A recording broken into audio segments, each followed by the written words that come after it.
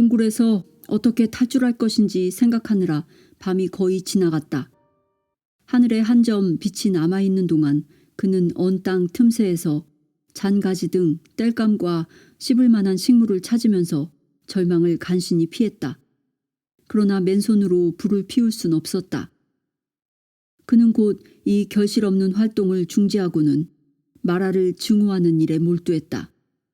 그는 만약 살아남는다면 자신이 행할 복수를 꿈꾸었다. 너무 짙은 어둠은 영겁의 지옥과도 같았다. 마침내 동굴의 돌바닥에 몸을 구부리고 누워서 덜덜 떨며 반항심에 불타 죽음을 기다리는 외에는 할 일이 남지 않았다. 희망을 완전히 포기하는 데는 조금 더 시간이 걸렸다. 빠져나갈 길이 전혀 없다고 판단한 순간 그의 마음은 공포의 소용돌이를 빠져나왔다. 그런 다음 데바다타는 단순한 질문을 가지고 고민했다. 악마는 물리적으로 사람을 다른 곳으로 옮길 수 있나? 만약 동굴이 그저 착각에 불과하다면? 그런 가능성을 생각하는 순간 두 가지 일이 일어났다. 그는 마라가 자신을 비웃는 웃음의 희미한 메아리를 들었고 곧바로 깊이 잠이 들었다. 깨어났을 때 그는 악마가 모습을 나타냈던 바로 그 정자 근처의 땅에 누워 있었다. 데바다타는 몸을 일으키고 단단히 굳어 쑤시는 팔다리를 주물렀다. 해는 지고 있었다. 그는 그곳에 의식을 잃은 채 고작 몇 시간 동안 쓰러져 있었음에 틀림없다. 그는 정자를 둘러낸 베란다로 걸어갔다. 연못의 물 위에 횃불 불꽃이 비쳤다. 멀리서 술 취한 사람의 웃음소리가 들려왔다. 데바다타는 그 소리를 향해 갔다. 이유는 알 수 없지만 동굴에서의 고난은 그의 체력을 소진시키진 않았다. 오히려 더 힘이 났다. 그는 어느 때보다도 더 그날 아침 하려 했던 일을 하고자 하는 욕망이 일었다. 그것은 하녀들 중 하나를 유혹하고 또 시타르타에게 고통을 주는 일이었다. 두 가지 욕망이 마음에 일자 도무지 제어가 안 될 만큼 더욱 강해져 그는 달리지 않을 수 없었다. 데바다타는 여자를 먼저 만나든 시타르타를 먼저 마주치든 상관없었다. 누가 되었든 이 만남을 잊지 못하게 될 것이었다. 왜 악마들은 이런 식으로 마음을 떠도는 걸까? 순진한 사람들을 이용하면서 말이다. 데바다타를 동굴의 공포에 빠지게 만든 것은 아주 작은 것, 즉 그의 폐소 공포증이었다. 갓난아기 때 그는 부주의한 부모가 그를 포대기에 싸 햇볕에 놓아두는 바람에 숨이 막혀 거의 죽을 뻔했었다. 마라는 이런 약점을 알고 있었고 그는 단지 소년 위에 자신의 망토를 던져두기만 하면 되었다. 잊혀진 공포를 악몽으로 만드는 것쯤은 악마에게 식은 죽 먹기였다. 소년은 악몽에서 깰 수 없었다. 그것은 마라가 원하는 동안은 그를 사로잡을 것이었다. 공포에 찬 짧은 순간이 무서운 동굴에서의 일주일로 변형될 수 있었다. 그리고 마라는 누구에게든 똑같은 일을 겪게 할 수 있었다. 시타르타는 홀로 쓸쓸하게 뜨락을 거닐었다. 할 수 있는 한 홀로 있는 것이 그의 습관이 되었다. 그는 다른 선택의 여지가 없다고 느꼈다. 사람들은 나를 두려워하는 것 같아. 그들은 나를 제대로 쳐다보지도 않거나 달아나 버리곤 하지. 왜 그럴까? 그는 얼마 전 찬나에게 물었다. 내가 너를 두려워한다고 생각해? 찬나가 쏘아붙였다. 너 말고 다른 사람들은 다 그래. 그것은 온전히 사실은 아니었다.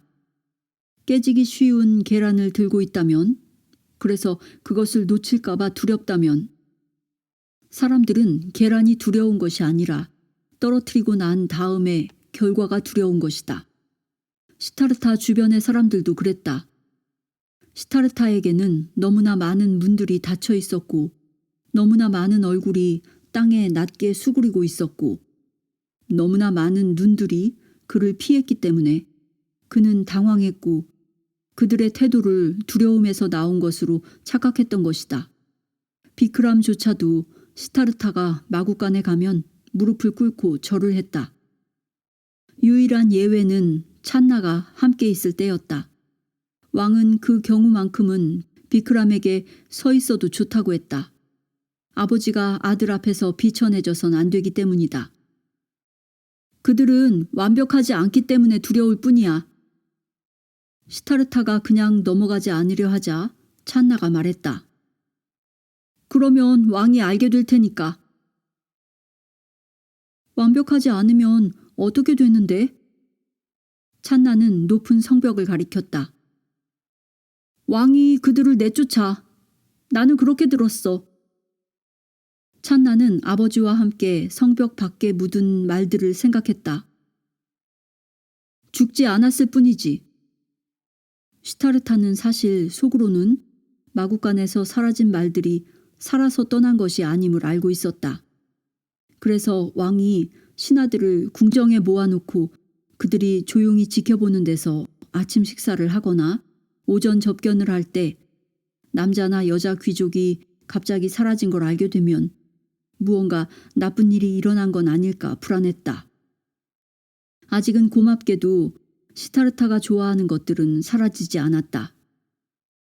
내가 왕이 되면 아무도 성벽 밖으로 쫓겨나지 않을 거야.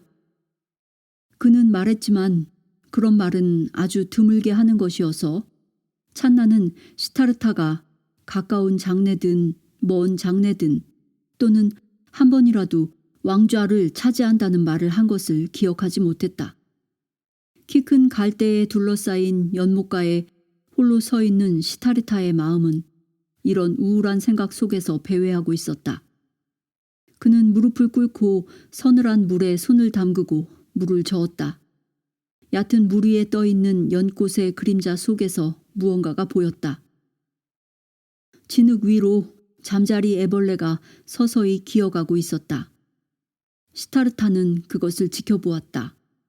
작은 괴물은 꾸준히 그리고 아무런 두려움 없이 기는 동작을 반복하고 있었다. 그러다 아주 작은 은빛 피라미가 헤엄쳐가자 애벌레는 놀라울 만큼 뛰어올라 그를 낚아챘다. 피라미는 순간 몸을 떨더니 잠잠해졌다.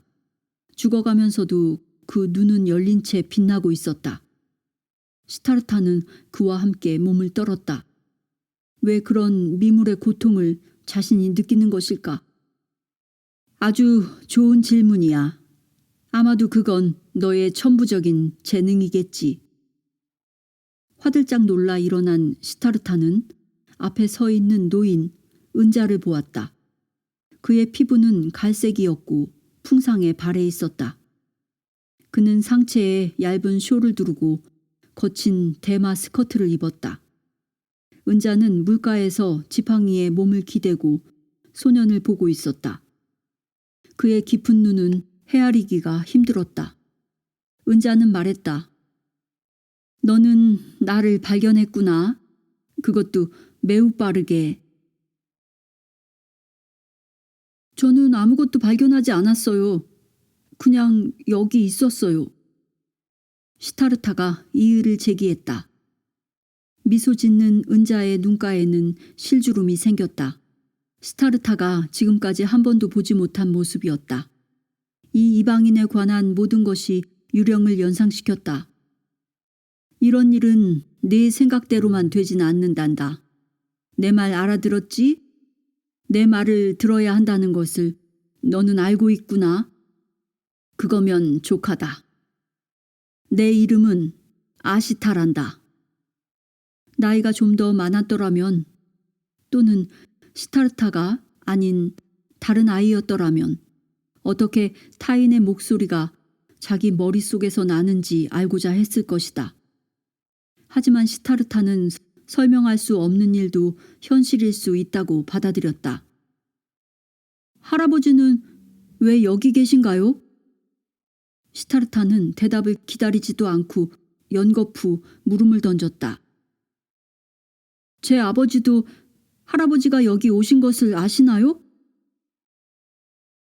역시 좋은 질문이구나. 거기엔 간단한 답을 해줄 수 있지. 첫 번째 질문의 답은 좀 복잡하거든. 너의 아버지는 내가 여기 있다는 사실이 마음에 들지 않을 거다. 그게 문제가 되니? 시타르타가 채 대답도 하기 전에 아시타는 또 말했다. 물론 문제가 되겠지. 아버지는 네가 존경하는 분이니까. 시타르타는 이 말을 비난으로 받아들였다. 모두가 존경하지요. 아버지는 이곳의 왕이시니까요. 우선 그런 걱정은 접어두기로 하자. 혹시 머릿속에서 다른 목소리도 들었니? 사실대로 말해다오. 시타르타는 머리를 끄덕였다. 그럴 줄 알았다. 너에겐 매우 깊은 감성이 있어. 다른 사람은 느낄 수 없는 것을 느끼지. 불행히도 그 모든 것이 다 내게 좋은 건 아니란다. 그리고 내가 어찌 해줄 수 있는 일도 아니지. 이해가 되니? 저는 남과 다르고 싶지 않은데 할아버지는 제가 달라야 한다고 말씀하시는군요. 아니요, 저는 이해할 수 없어요. 아시타는 시타르타에게 한 걸음 다가와서는 그의 어깨에 거친 손을 얹었다. 너는 어머니나 아버지, 어떤 누구도 완전히 믿어선 안 된다. 그걸 명심해야 해. 시타르타는 좀 더 불안해졌다. 경호원이 오는 소리가 들려요. 이젠 가셔야 해요. 할아버지는 여기 계시면 안 된다고 하셨잖아요. 병사들이 연못 저 멀리서 서로 고함을 치고 있었고 그 목소리는 점점 더 가까이 다가오고 있었다. 이방인은 머리를 가로저었다. 그 사람들 걱정은 말아라. 그 말의 의미가 정확히 무엇인지 시타르타는 알 수 없었다. 아시타는 그의 눈에 보이는 어떤 일도 하지 않았으니까 말이다. 하지만 커다란 갈대가 우거진 숲을 샅샅이 뒤지며 다가온 경비병들은 훤히 보이는 곳에 서 있는 그들 두 사람을 보지 못하고 지나쳤다. 소녀는 주저했다. 네가 선택하렴. 아시타가 조용히 말했다. 경비병을 부르든지 아니면 여기 좀 더 머물며 내 말을 더 듣든지. 소녀는 말없이 경비병들이 지나가기를 기다렸다. 좋아, 아시타가 말했다. 내가 여기 온 것은 네게 몇 가지를 보여주기 위해서다. 앞으로도 내가 계속 너를 보호한다면 너는 너의 길을 찾을 수 없을 거야. 하지만 너는 그 길을 찾아야만 해. 할아버지가 어떻게 저를 보호해 오셨다는 거죠? 저를 이곳 성 안에 가두어 두신 분이 할아버지신가요? 아니다. 내가 너를 여러 가지로 보호해 온 것은 사실이지만 네 몸을 보호한 건 아니지. 아시타는 허리를 굽혀 소년의 눈을 보았다. 너의 아버지는 너를 통해 더 나은 삶을 살고 싶어 하지만 그럴 권리는 없는 것이다.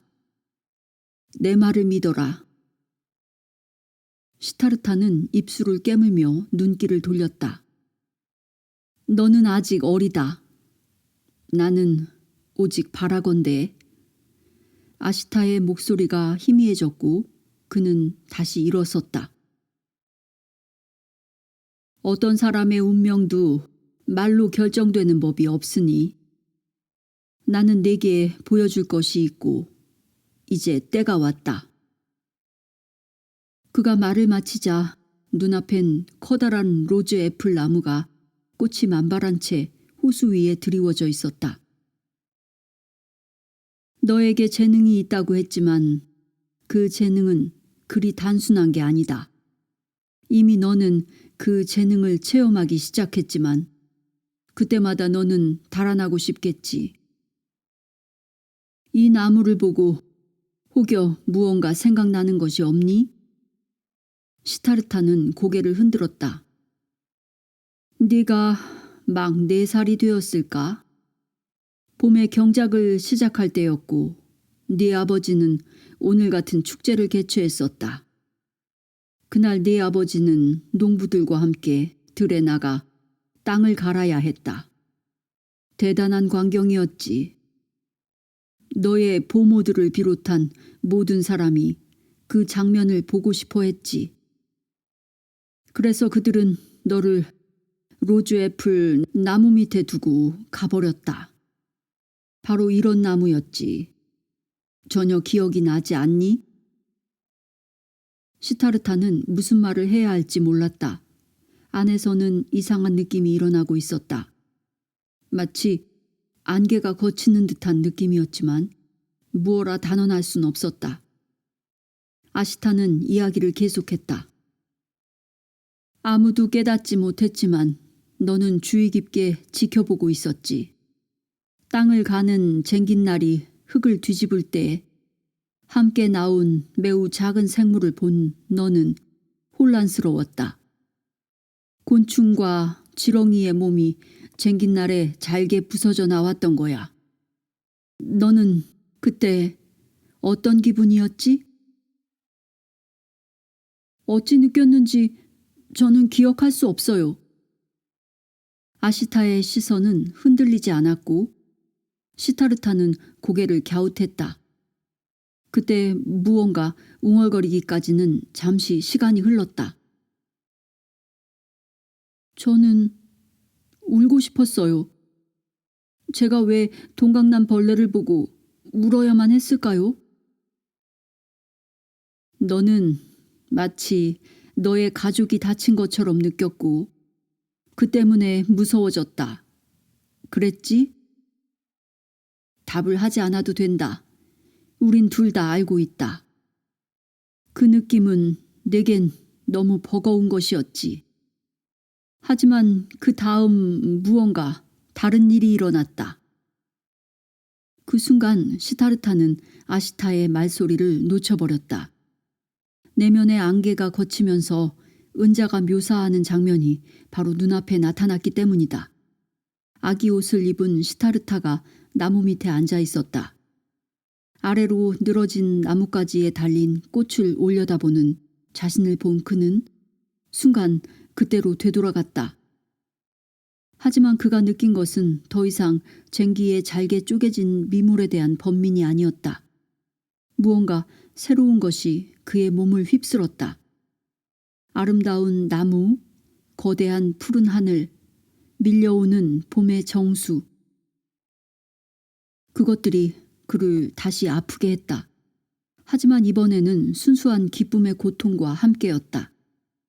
그럼에도 불구하고 그 두 가지는 하나로 연결되어 있었다. 너무나 고통스러운 폭력의 장면이 가슴에서 터져 나오려고 하는 기쁨으로 변형되었던 것이다. 다시 현재의 자신으로 되돌아온 시타르타는 자신의 마음을 읽고 있는 것 같은 아시타를 응시했다. 바로 그것이 너의 재능이었단다.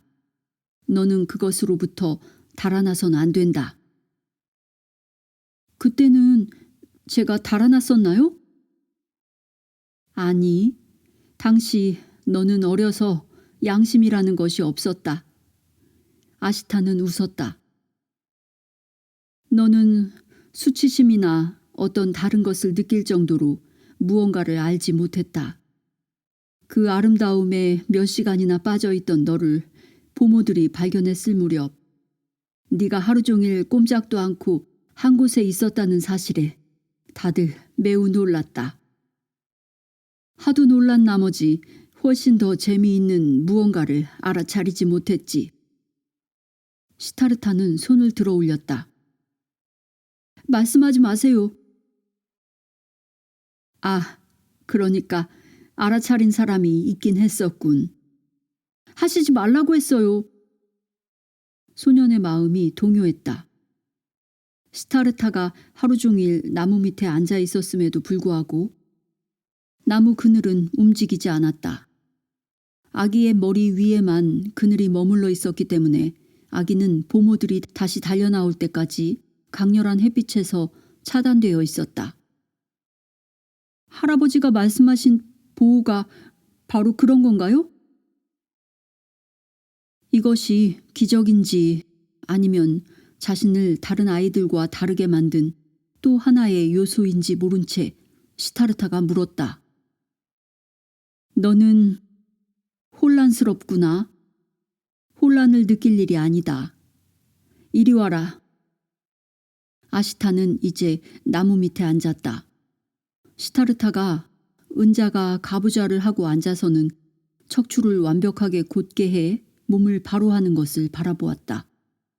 오랜 수행으로 그런 일에는 아무런 노력을 요하지 않는 듯 보였다. 이제 너도 한번 해보렴. 아시타가 말했다. 소녀는 그 자세를 따라 해보았다. 이전에 한 번도 본 적이 없는 자세임에도 불구하고 이상할 정도로 편안함이 느껴졌다. 손은 이렇게 하고 아시타는 두 손을 각각 무릎 위에 얹고 엄지와 검지로 고리를 만들었다. 두 사람은 다 말이 없었다. 처음에 소녀는 단지 주변 환경만을 자각했다. 나무 밑 공기는 서늘했고 정오의 햇살은 나뭇잎과 꽃으로 이루어진 자연 차양막을 거쳐 한가로이 내려왔다. 시타르타는 졸음을 느꼈고 잠시 졸았던 것도 같다. 하지만 머릿속 목소리가 들릴 때는 깨어 있었다. 너는 생각하지 않고 고요히 있을 수 있니? 자신에게 아무런 말도 하지 말고 부드럽게 숨을 쉬어라. 자기 자신의 생각처럼 머릿속으로 들어오는 이런 말이 아시타의 목소리임을 그는 알고 있었다. 두 사람은 서로 연결된 것 같았다. 시타르타는 이런 사실을 의문 없이 받아들였다. 늙은 은자는 자신이 만났던 그 누구와도 달랐다. 적어도 소년이 어렴풋이 두려워했던 창키와는 분명 달랐다. 그러다 문득 시타르타는 자신의 잘못을 알아차렸다. 생각을 해서는 안 되었던 것이다. 얼마 후 그의 마음은 고요해졌다. 마치 서늘한 호수를 진정시키는 산들바람처럼 그 일은 자연스럽게 이루어졌다. 그는 자신의 숨이 부드럽게 들어오고 나가는 것을 알아차리게 되었다. 모든 것이 유쾌했고 유연했다. 그는 자신이 땅속으로 가라앉는 것 같은 또는 우물 안으로 내려가는 것 같은 직접 손끝에 닿는 듯한 감각을 느꼈지만 두렵지 않았다. 밑에서 기다리고 있는 것은 온전한 어둠이 아니었다. 그것은 포근한 잠과도 같은 잠속이었지만 깨어있는 것 같은 것이었다. 시타르타는 시간의 흐름을 잊었다. 다시 눈을 떴을 때 아시타는 지팡이에 기대어 그를 지켜보고 있었다. 그들이 또 너를 찾아 이리로 오고 있다. 그는 부드럽게 말했다. 시타르타는 부왕이 보낸 경비병들을 말함을 알았다. 내가 오늘 너에게 보여준 걸 기억할 수 있겠니? 시타르타는 비록 아시타가 무엇을 보여주었는지 확신할 순 없었지만 고개를 끄덕였다. 아시타는 그의 의구심을 알아차렸다. 넌 이곳에서만큼은 안전하다. 이곳은 너만의 특별 장소가 될 거다. 마음이 혼란스러워지거나 누군가가 너를 너 아닌 사람으로 만들려 하면 이 나무 아래로 돌아오거라. 그리곤 지금처럼 앉아서 눈을 감아라. 침묵을 기다려라. 다만 침묵이 내게 오도록 하고 다른 어떤 일도 하지 말아라. 그것은 절로 내게 올 것이다.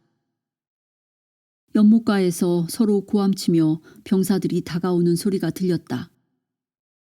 제가 할아버지를 여기서 다시 볼 수 있나요? 시타르타가 물었다. 아시타는 머리를 흔들었다. 나는 오늘 여기 오는 것에 대해서도 오랫동안 깊이 생각해야만 했다. 너는 지금도 위험 속에 있다.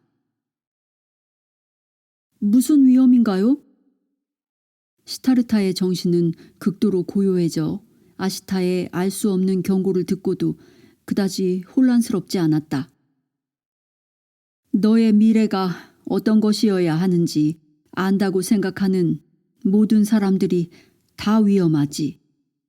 너는 혼자가 아니다. 그들은 언제나 너를 지켜보고 있지.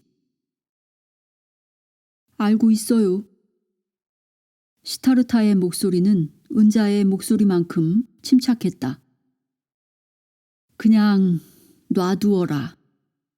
지금의 이 순간부터 나는 보호를 거둘 것이다. 나도 그들처럼 되고 싶진 않거든. 아시타의 목소리는 부드러워지고 다소 이상해지기까지 했다. 시타르타는 노인의 눈길이 왜 그렇게 슬퍼 보이는지 또는 왜 그가 몸을 굽혀 시타르타의 발을 만졌는지 이해할 수가 없었다. 하지만 노인이 그리했을 때 소녀는 다시 눈을 감고 깊은 정적의 우물 속으로 내려가는 자신을 발견했다. 이번엔 더욱 깊이 내려가 그는 아시타가 떠나는 소리도 듣지 못했다. 이봐! 여기야! 고함 소리는 가까웠고 시타르타는 자신에게로 달려오는 발자국 소리를 들었다. 그는 천천히 눈을 떴고 경비대가 자신을 둥그렇게 둘러싸고 있는 광경을 보았다. 환한 얼굴과 안심한 얼굴이 교차했다. 그중 한 장교가 명령을 했다. 가서 폐하께 알려라. 그는 시타르타 옆에 무릎을 꿇었다. 그동안 어디 계셨습니까? 누가 왕자님을 어딘가로 모셔갔었나요? 시타르타는 머리를 흔들었다. 그는 그들 모두가 사라졌으면 했다. 그랬다면 훨씬 좋을 텐데. 그들과 함께 돌아가지 않아도 될 텐데 말이다. 그는 다시 눈을 감고 싶었지만 단지 이렇게 말했다. 그저 여기 있었어. 혼자 앉아 있었지. 장교는 의심스러운 빛이었다. 이곳은 저희가 대여섯 번은 돌았습니다. 의심스러워하는 질문이었지만 그는 대답하지 않았다. 그는 마치 다른 사람이 자신의 근육을 좌지우지하는 것처럼 자신의 의지와는 상관없이 몸이 일어서고 있는 것을 너무나 잘 자각하고 있었다. 그 자신은 아직도 그 정적 속에 있었다. 이제 더 많은 사람들이 달려왔다. 축제 의상을 입은 신하들도 술에 취해 흐느적거리는 사람도 있었다. 도대체 몇 시일까? 그는 해가 지평선 가까이 있는 것을 보고 놀랐다. 병사들을 따라가며 시타르타는 세상 속으로 돌아가고 있음을 느꼈다. 모든 것이 다시 또렷하게 보였다. 그의 아버지는 두 팔을 벌려 그를 맞이했고 데바다타와 싸웠는지 아닌지에 대해선 한마디도 묻지 않았다. 긴장이 풀어지자 잔치는 두 배로 흥청거렸고 자정이 넘어서기까지 계속되었다. 시타르타는 자지 않기로 했다. 그는 경비병들의 호위 속에 무희들과 고개사들을 지켜보다가 자기 방으로 돌아가서 침대에 몸을 던졌다. 기진맥진했지만 머리에 가득한 온갖 영상 때문에 오랫동안 잠들 수가 없었다.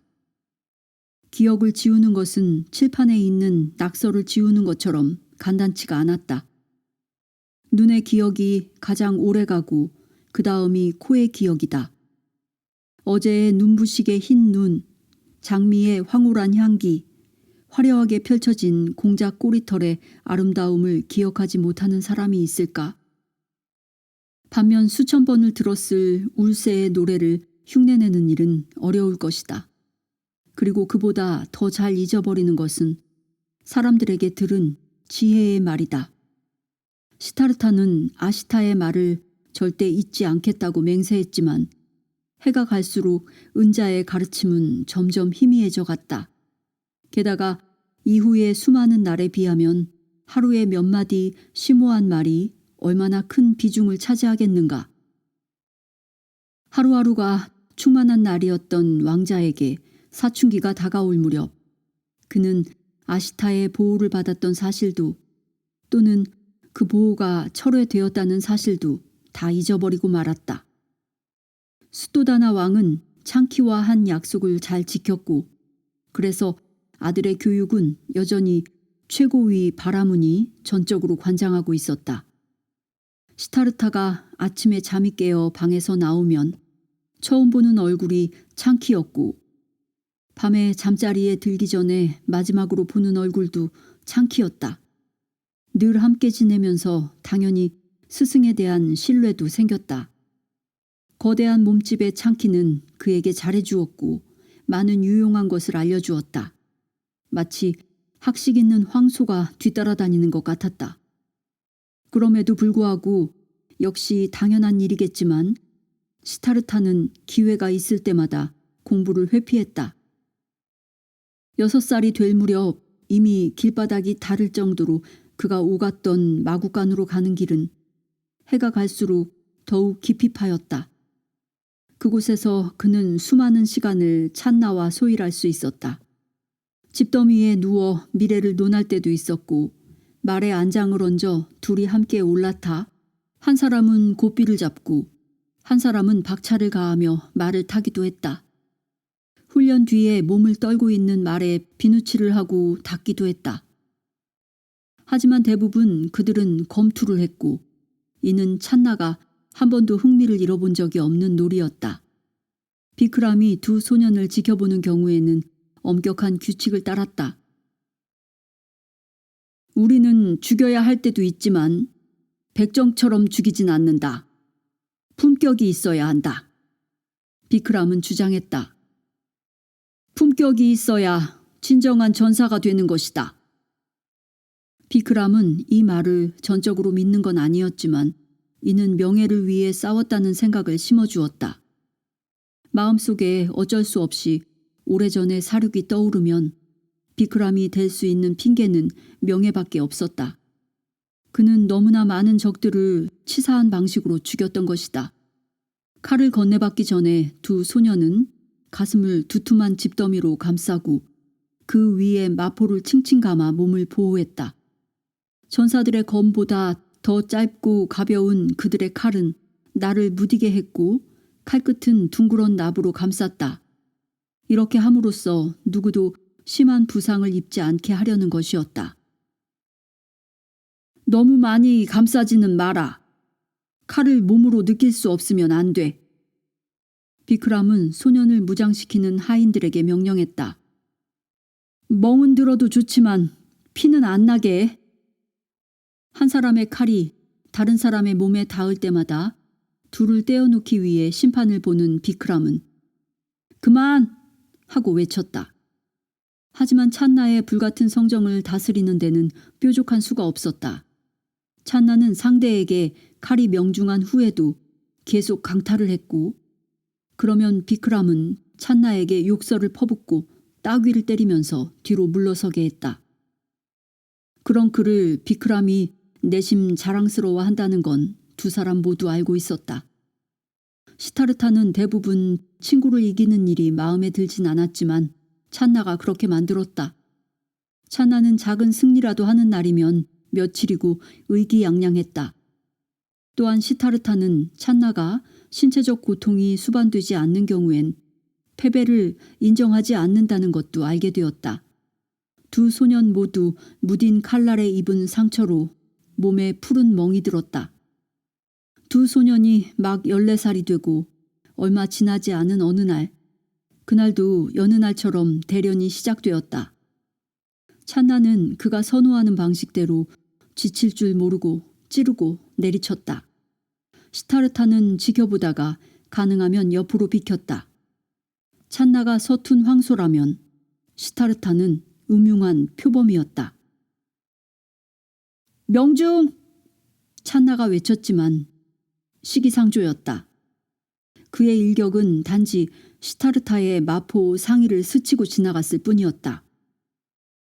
무모한 일격은 그에게 지나친 힘을 실어주었고 그가 옆으로 돌진하며 지나갈 때 시타르타는 그의 엉덩이를 칼의 평평한 면으로 쳤다.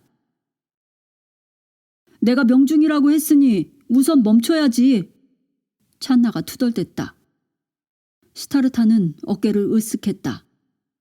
찬나는 친구의 얼굴에 번지는 미소가 싫었다. 그래서 말씨름 대신 찌르기를 했지만 역시 빗나갔다. 시타르타는 찬나의 셔츠를 칼을 들지 않은 손으로 그어잡은 후 칼을 들어 올려 친구의 목에 겨누고는 마구간 벽으로 그를 몰아갔다. 서로를 노려보는 두 사람은 서로의 얼굴에 가쁜 숨을 내뱉고 있었다. 아버지가 그렇게 기쁨을 느끼는 것이 이런 것일까? 시타르타는 자문했다. 그는 아버지가 전쟁과 전투 이야기를 하는 모습을 보았고 그래서 유혈 현장에서 살아남기 위한 투쟁에 아버지가 어떤 감정을 가졌는지 알고 있었다. 오늘은 비크람이 사나운 말에 편잡박는 일을 돕기 위해 대장간에 갔기 때문에 심판이 없었다. 소년들은 이 기회를 빌려 더 사납게 싸워 자신들의 한계를 시험해보고 있었다. 이미 배운 대로 다리를 벌리고 몸의 균형을 유지한 시타르타는 칼로 공격을 했다. 그는 이미 키와 팔이 닿는 거리면에서 우위에 있음을 알고 있었다. 그는 찬나보다 말랐고 키가 컸다. 재빠르게 공격을 가하며 시타르타는 가능한 한 많은 힘을 칼에 실었다. 찬나도 칼을 들어 막자 쇠가 쇠와 부딪히는 소리가 울렸다. 조악한 쇠소리가 나면 언제나 몇 마리 말이 불안해하며 흥흥거리고 뛰었다. 하! 빗나갔군. 찬나가 외쳤다. 머리를 뒤로 젖힌 그는 공격을 피한 것이 승리라도 되는 양 의기양양했다. 그는 싸움에 관련된 모든 것을 자신의 거대한 자신감을 키우는 데 사용했다. 그는 아버지와 같은 지구력까지 지닌 건 아니지만 이미 어깨와 가슴은 충분히 넓었다. 내가 장난을 그만두길 원한다면 언제든 말만 해. 시타르타가 조롱했다. 1시간 남짓 대련한 후 두 사람 모두 땀에 젖어 있었다. 두 사람의 팔다리의 팽팽한 근육은 소년이 아닌 남성의 굴곡을 보여주고 있었다. 장난? 찬나가 말했다. 네가 경기를 계속할 수 있도록 봐주느라 내 근육이 안 아픈 데가 없다. 비록 힘은 빠져나가고 가슴은 타는 듯 숨이 찼지만 시타르타는 찬나를 쫓아갔다. 마치 공중의 깃털이 갑자기 사나운 바람에 휩쓸리듯이 그렇게 눈앞에 적을 몰아갔다.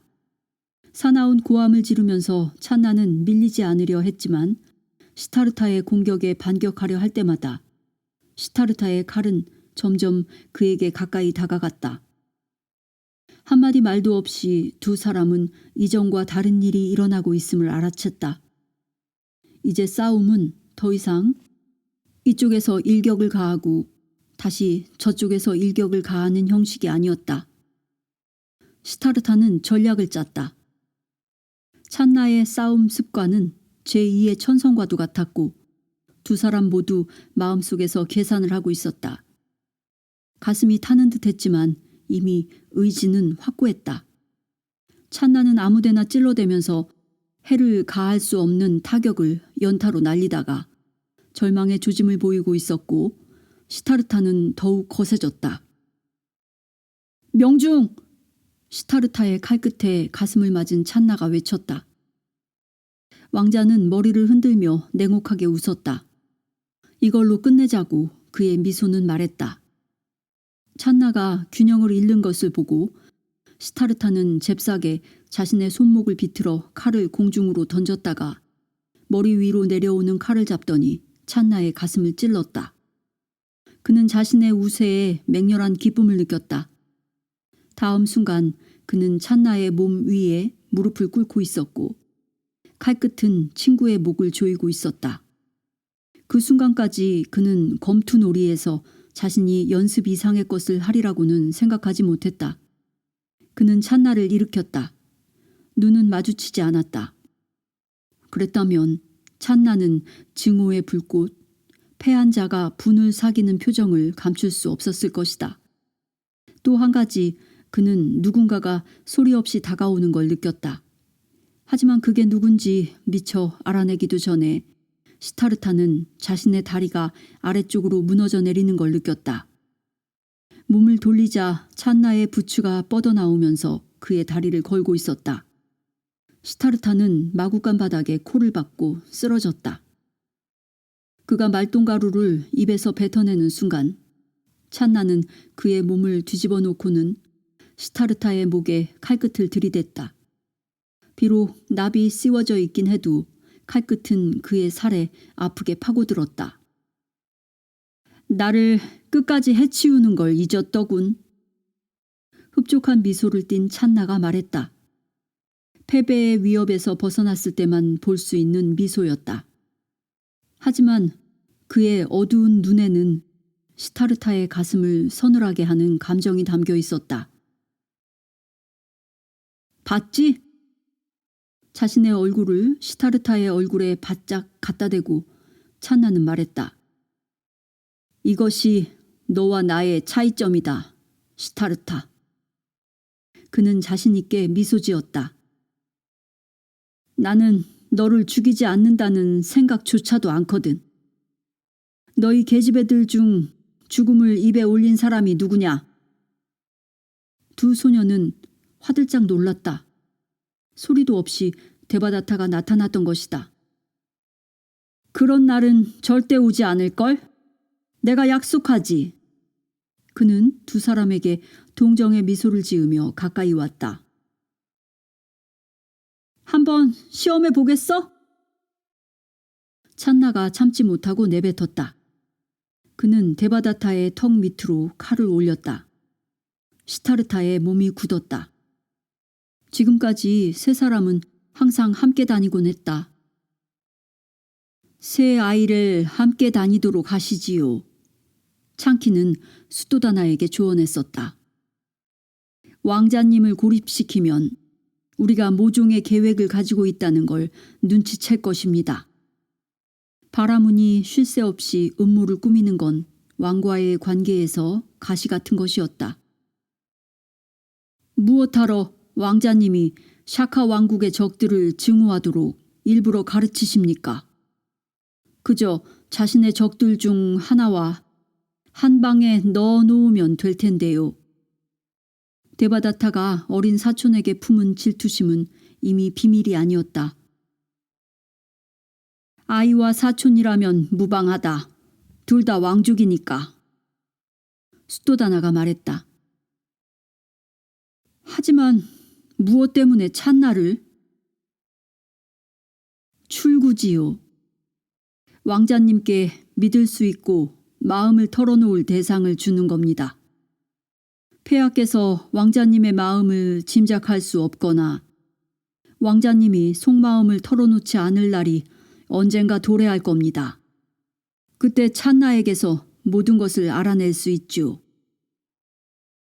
내심 이 계획에 대해 의심은 있었지만 왕은 나름의 이유로 바라문의 제안에 동의했다.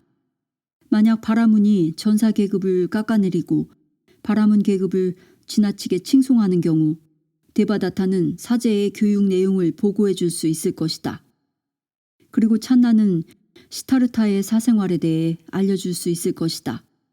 그 점에 대해선 창키의 생각이 옳았다. 하지만 셋이서 함께 공부하는 일은 처음부터 데바다타의 심사를 심히 자극했다. 크샤트리아 계급인 그는 한 번도 경멸스러운 사생아인 찬나 같은 사람과 몸이 닿거나 음식을 나눈 적이 없었다. 찬나의 어머니가 누군지 모르는 건 사실이었다. 그녀의 이름이 언급된 적도 없고 또 왜 그들을 버렸는지 아버지가 말해준 적도 없었다. 비크람 자신도 지금 그가 관리하는 마국간에서 태어났다. 창키가 3명의 학생들을 모아놓고 가르칠 때 데바다타는 찬나에게 등을 돌렸고 그가 찬나를 직접 부른 적은 한 번도 없었다. 그런 그에게 지금 찬나가 도전하고 싸움을 거는 건 심히 모욕적인 짓이었다. 데바다타는 어떻게 할까 생각했다. 이런 모멸에 대한 두 가지 분명한 대안은 차가운 침묵으로 무시하거나 사전 경고 없이 공격하는 것이었다. 그의 검으로 강타하면 될 터였다. 하지만 이제 18살이 된 데바다타는 성인이었다. 성인 남성은 소년의 협박에 대응하지 않는다.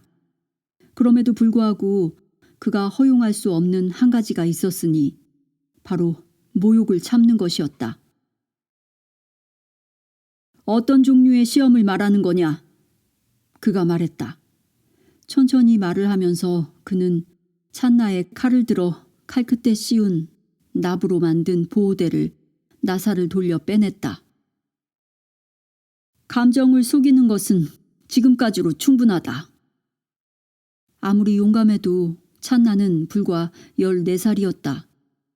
데바다타가 자신의 무기를 칼집에서 꺼낼 때 그는 노출된 칼끝을 빤히 바라보았다. 이제 내가 결정해라, 꼬맹아. 데바다타가 말했다. 도끼를 잔뜩 실어 그 말을 내뱉은 그는 싸움은 없을 것이라고 확신했다. 그는 찬나의 목 울대가 떨리는 것을 보았다. 두 사람 다 데바다타가 아무런 보복의 두려움 없이 찬나를 깨끗이 베어버릴 수 있다는 걸 알고 있었다. 오직 데바다타만이 알고 있는 사실이 있었으니 그가 부추겨낸 공포가 사실은 데바다타 자신이 만들어낸 것이 아니었다. 시타르타는 아시타를 잊어버렸을지 모르지만 데바다타는 마라를 잊지 않았다. 물론 마라가 그를 허용하지 않았다. 악마는 데바다타 마음속에 있는 모든 원망에 불을 질러 시뻘겋게 달구어 놓았다. 데바다타의 성격에는 분명 악마적인 요소가 있었다. 싸움을 걸 때 그는 직감적으로 상대의 약점을 알았고 격돌이 시작된 후엔 추호도 자비의 여지가 없었다. 마라는 또 데바다타를 비범한 유혹자로 만들었다. 데바다타는 여자를 보고 곧잘 흥분하는 타입이었다. 그는 굴하지 않는 자신감으로 움직였고 달콤한 아부나 엄청난 암시를 사용할 줄 알았으며 목표물을 손에 넣을 때까지 절대 포기하지 않았다. 열정은 그로 하여금 카스트의 위선을 벗어던지고 뒷골목이나 선술집 같은 비천한 곳까지 가도록 만들었다. 세욕 문제에 있어서 그를 비범하게 만든 건 그뿐만이 아니라 자신을 가로막는 경쟁자가 있다면 비록 그것이 남편이라 해도 용납하지 않는 극도의 잔인성이었다. 데바다타는 목표로 한 여자를 취하기 위해 칼의 사용도 주저하지 않았다. 상대 남자가 지나치게 저항하는 경우 은밀히 암살했다는 소문도 무성했다. 그런 소문이 사실이든 아니든 마을 사람들 중 낯빛 상처를 얼굴이나 가슴에 지니고 있는 사람은 한둘이 아니었다. 싸우고 싶진 않아. 우린 그냥 연습 중이었어. 찬나가 중얼거렸다. 그 정도로는 안 되지. 넌 내게 도전을 했잖아. 내게 선택권을 주겠다. 무릎을 꿇고 빌든지 아니면 죽은 목숨이 되든지. 데바다타는 미소를 띠고 있었지만 단지 즐거움을 위해 그 문제를 밀어붙이고 있는 건 아니었다. 그는 찬나가 넘지 말아야 할 선을 넘은 것을 지적하고 있었다. 찬나가 데바다타의 위협을 조금 더 꿰뚫어 보았더라면 이 적이 시타르타의 가장 친한 친구를 궁정에서 죽일 만큼 안전한 상태에 있지 않았다는 것도 알아챘을 것이었다. 그만들 해! 시타르타가 두 사람 사이에 끼어들었다. 자신이 개입하면 싸움이 자신에게로 향하리라는 생각에 그는 잠시 망설였지만 결국에는 말려들고 말았다. 이제 찬나는 막 도전을 취소하려던 참이었음을 거세게 부인할 것이고 데바다타는 먹잇감을 빼앗아간 시타르타를 저주할 것이었다. 하지만 그런 일은 일어나지 않았다. 오히려 분노로 이글거리는 두 개의 얼굴이 시타르타를 옆으로 밀어젖혔다. 아니, 이 일은 이미 선을 넘었어.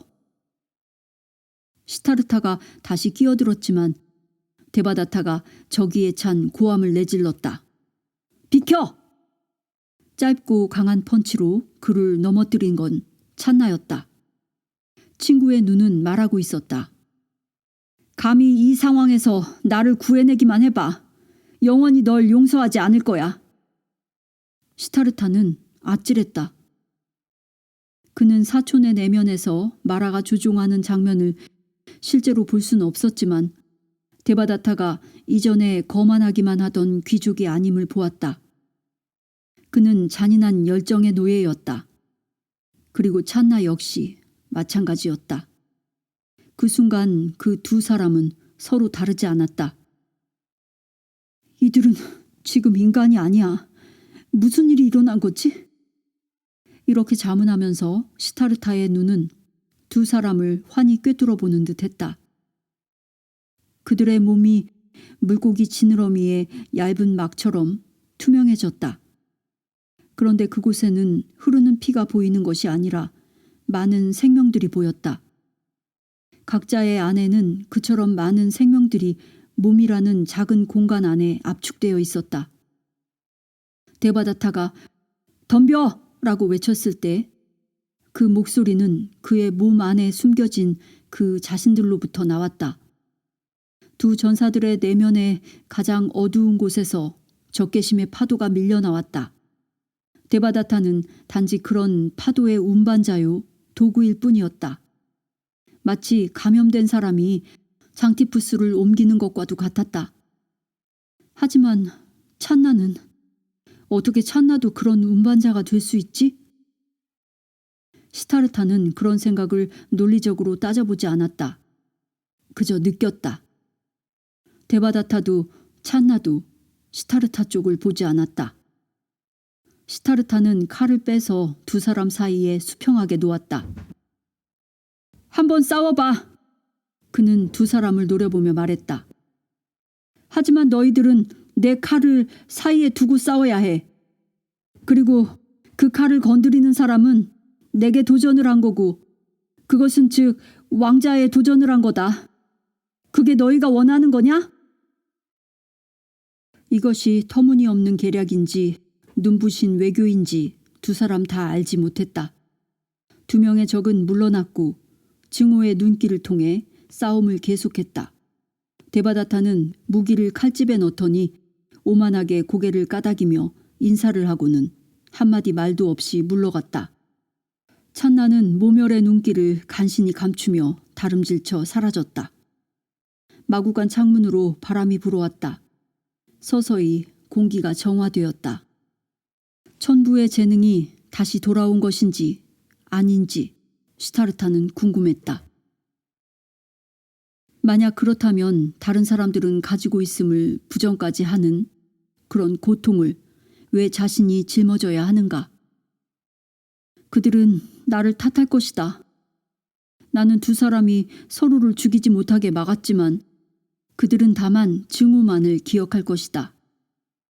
가장 깊은 상처는 앞으로 몇 년을 두고도 치유되지 않을 상처는 그가 찬나의 눈에서 본 모멸감이었다.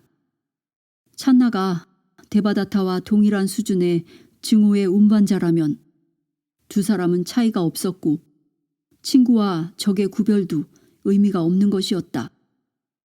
시타르타와 찬나 사이에 무언가가 비록 말로 표현하진 않았어도 두 소년이 이 세상 무엇도 둘 사이에 끼어들 수 없다고 했던 맹세가 그 순간 소멸하기 시작했다.